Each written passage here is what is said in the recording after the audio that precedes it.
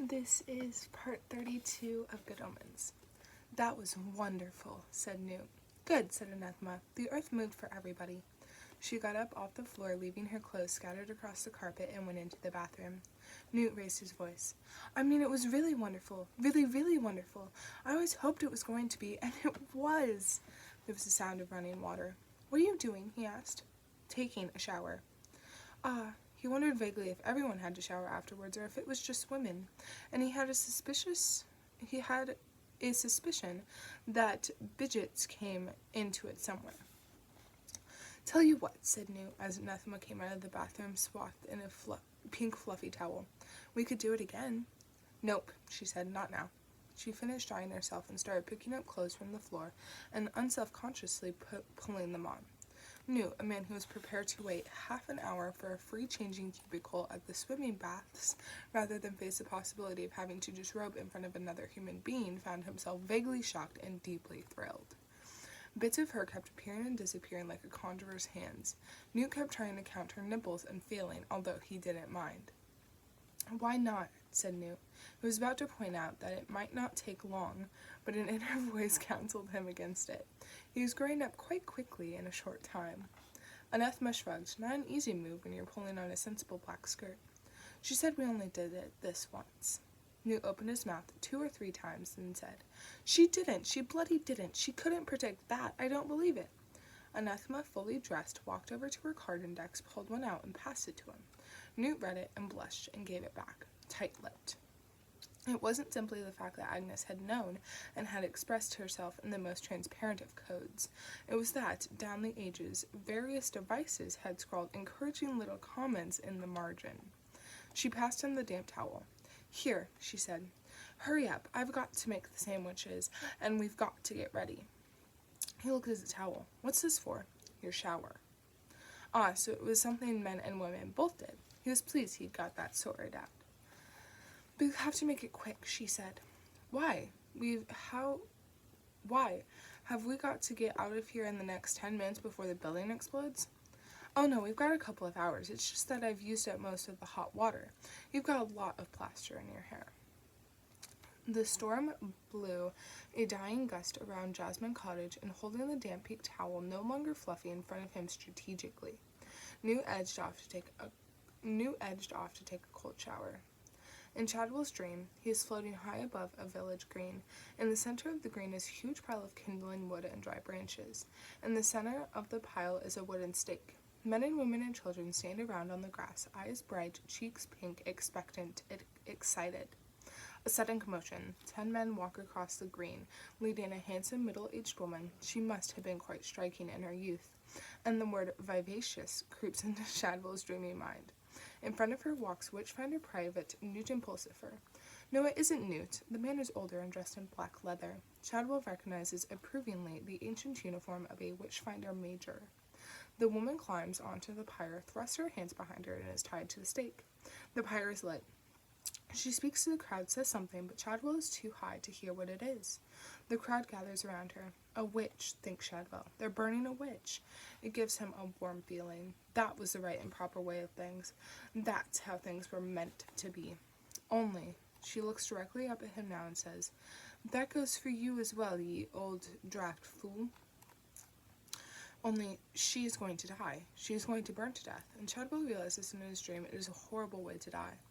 The flames lick higher, and the woman looks up. She is staring straight at him, invisible though he is, and she is smiling. Then it all goes boom. A crash of thunder. That was thunder, thought Shadwell as he woke up, with the unshakable feeling that someone was still staring at him. He opened his eyes, and 13 glass eyes watched from the various shelves of Madame Tracy's boudoir, staring out from a variety of fuzzy faces. He looked away and into the eyes of someone staring intently at him. It was him. Ouch, he thought in terror. I'm having one of those out-of-your-body experiences. I can see myself, and I'm a goner this time, right, though? He made fantastic swimming motions in an effort to reach his own body, and then, as these things do, their perspectives clicked into place. Shadwell relaxed and wondered why anyone would want to put a mirror on his bedroom ceiling. He shook his head, baffled. He climbed out of the bed, pulled on his boots, and stood up wearily. Something was missing. A cigarette. He thrust his hands deep into his pockets, pulled out a tin, and began to roll a cigarette. He'd been dreaming, he knew. Shadwell didn't remember the dream, but it made him feel uncomfortable, whatever it was. He lit the cigarette. He saw his right hand the ultimate weapon, the doomsday device. He pointed one finger at the one-eyed teddy bear on the mantelpiece. Bang, he said and chuckled dustily.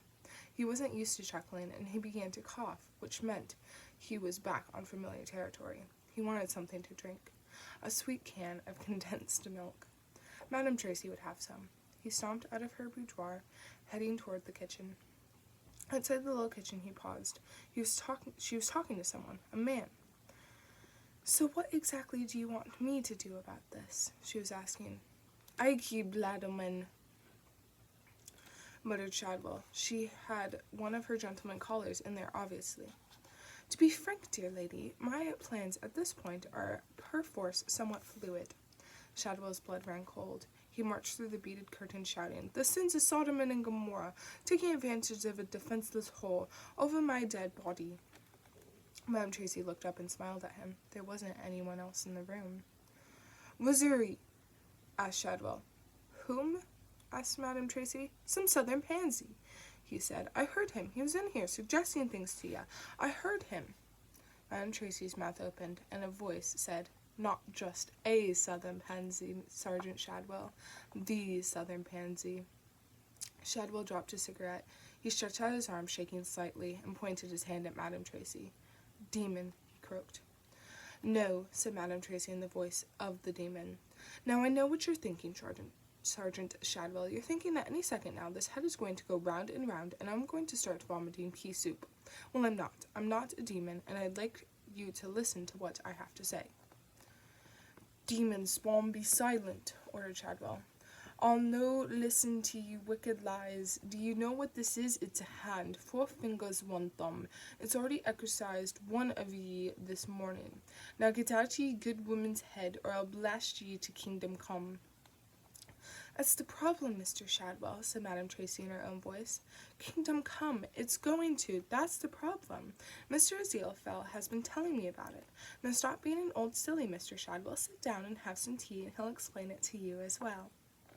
"I'll need listen to his hellish Bandelsmith's woman," said Shadwell.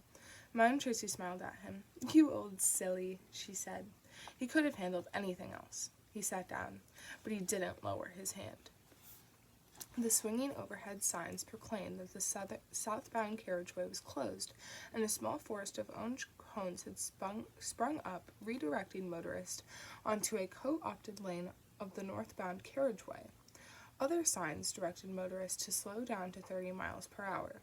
Police cars herded the drivers around like red-striped sheepdogs.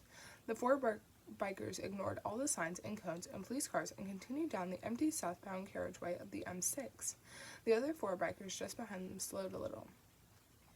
"Shouldn't we stop or something?" asked really cool people.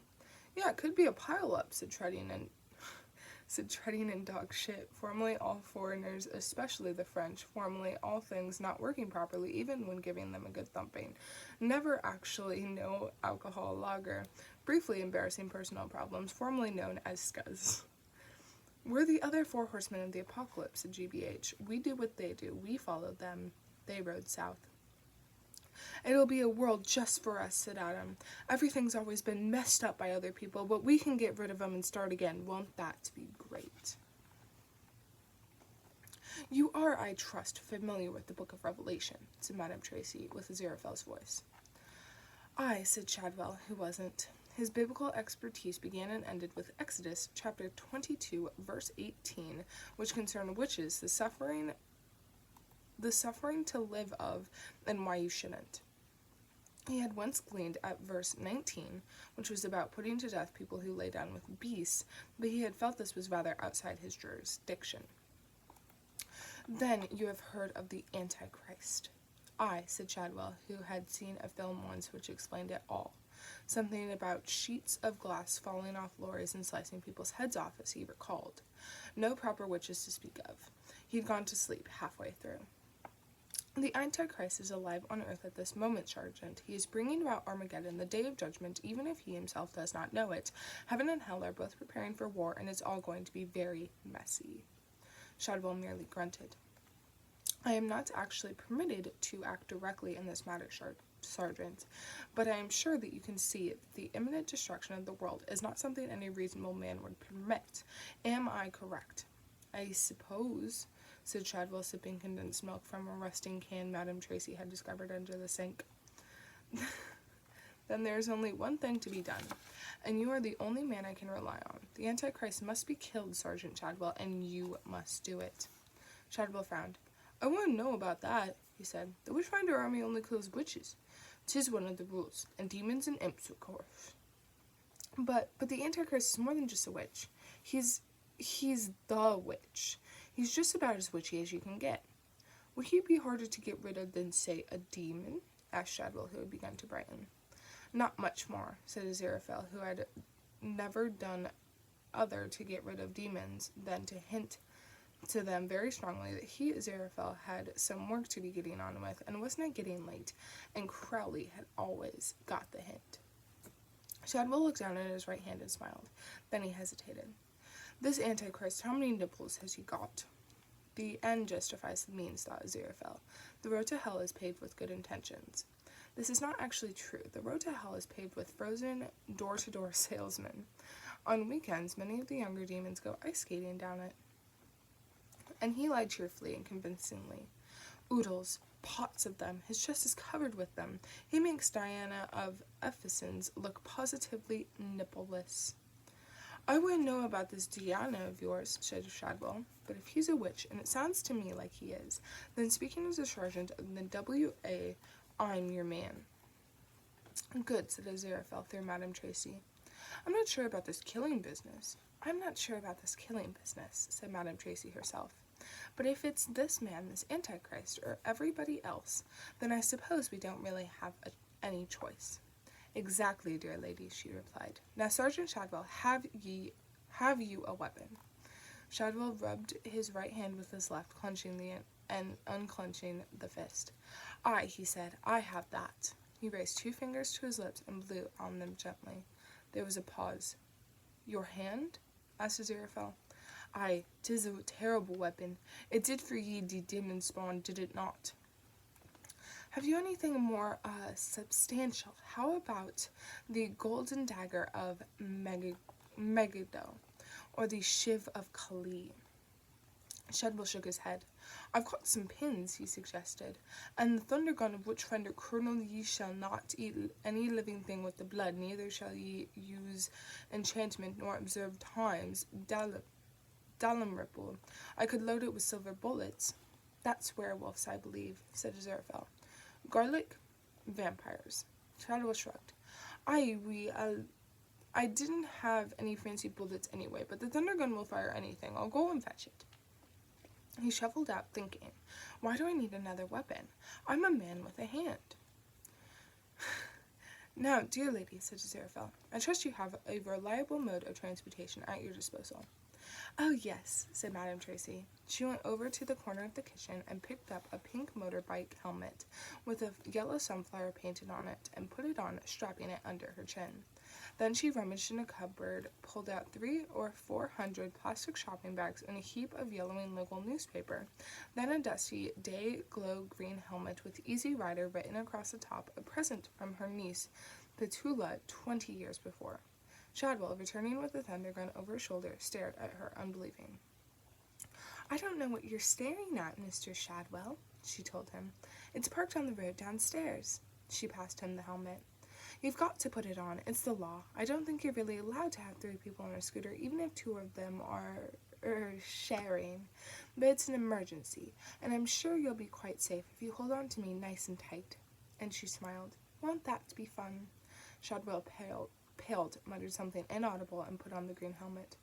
What was that, Mr. Shadwell? Madame Tracy looked at him sharply. I said, divil ding a divert off ye warm with a flaughter spade, said Shadwell. That'll be quite enough of that kind of language, Mr. Shadwell, said Madame Tracy, and she marched him out of the hall and down the stairs to Crouch High End Street. where an elderly scooter waited to take the two, well, call it 3 of them away. The lorry blocked the road, and the corrugated iron blocked the road, and a 30-foot-high pile of fish blocked the road. It was one of the most effectively blocked roads the sergeant had ever seen. The rain wasn't helping. "Any idea when the bulldozers are likely to get here?" he shouted into his radio. "We're doing the best we came the reply. He felt something tugging at his trouser cuff and looked down. "Lobsters?" He gave a little skip and a jump and wound up on the top of the police car. "Lobsters," he repeated. There were about 30 of them, some 2 feet long. Most of them were on their way up the motorway. Half a dozen had stopped to check out the police car. "Something wrong, Sarge?" asked the police constable, who was looking down the lorry's driver's details on the hard shoulder. "I just don't like lobsters," said the sergeant, grimly shutting his eyes. "Bring me out in a rush. Too many legs. I'll just sit up here a bit, and you can tell me when they've all gone." He sat on the top of the car in the rain and felt the water seeping into the bottom of his trousers. There was a low roar. Thunder? No, it was continuous and getting closer.